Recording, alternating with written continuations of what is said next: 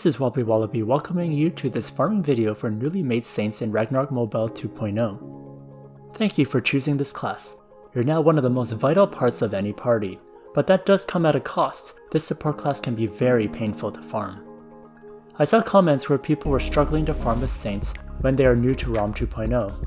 I did some experimenting with a newly created ROM 2.0 saint on a previously created free-to-play account that my old slave priest was on.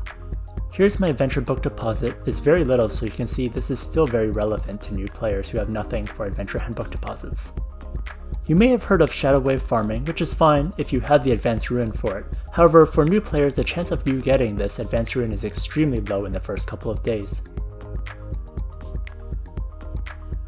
You may have also heard of Magnus Exorcism farming, but that requires investment in gear to prevent blue gems from being used and to reduce the cast time. Also, you'll need ruins from the monument, which you won't have yet. So let's find ways to get as much Zenny as possible in the first couple of days, so you can start saving up for better stuff. You'll be farming wilderness rats with Judex. I found this was the most realistic monster you could one-shot. Wilderness rats are ideal because they are shadow monsters, so Judex does double damage to them. Let's take a look at the attributes. For attributes, max out int. The rest you can put into vitality. As a saint, you have enough dexterity that you have no cast time for skills like resurrect, so you don't have to invest more points into it. Vitality will keep you alive, so you can survive better when supporting your party. I purposely put less int for this character because this account is adventure class C and gets 7 extra int. I want to ensure that new players could still one-shot without these adventure book bonuses. Next is skills. This is an example build for doing Judex. I'll just quickly go through the key skills. This is not an in-depth priest video, so I will not go over every single skill. For Acolyte, the important skill here is Blessing to 15 and increase agility, so you can get big boosts in attributes and movement speed. Next, for Priest, this is just a typical support priest allocation.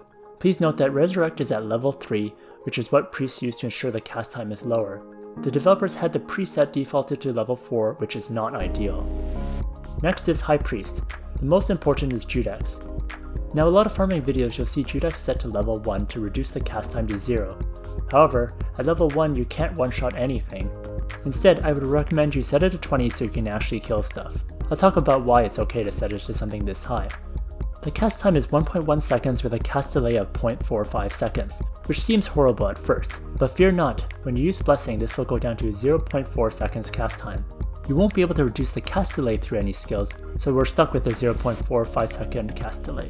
Now, if you're in the Wind Breath or Wasteland maps, you'll get the cast time down to 0.2 seconds because of the map's special properties. Now it becomes quite good since you can one-shot wilderness rats every 0.65 seconds. For the remaining skills, allocate it as you see fit.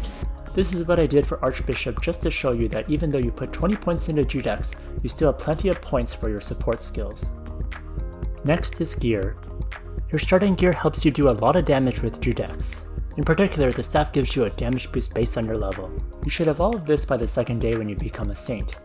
The armor is quite amazing because it gives you a 100% increased damage to wilderness rats. The garment will also give you more damage to these monsters on these maps. And same with the accessories. The only one that's not part of the default set is the Key of the Stars. You get this as part of the Advanced Kafka and you get it for free. Even if you don't have this, you can still upgrade your staff on day 4 to make up for that damage.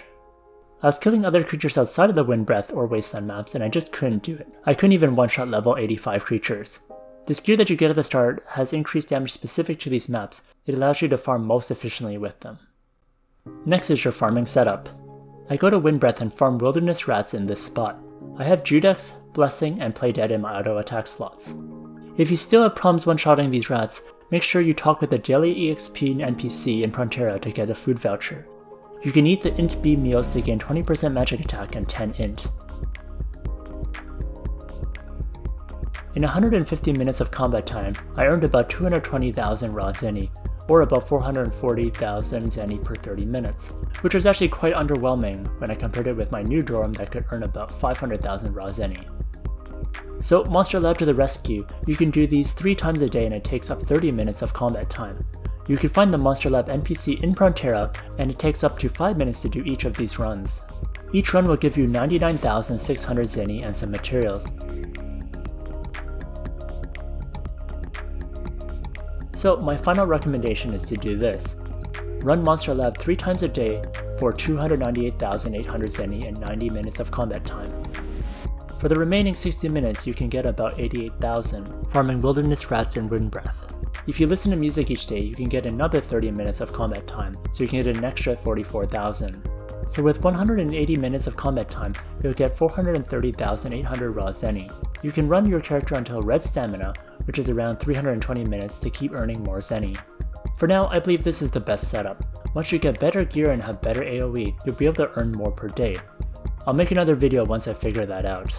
I hope this video helped and you'll have fun farming with your new saint. If you enjoyed this video, like, comment, and subscribe.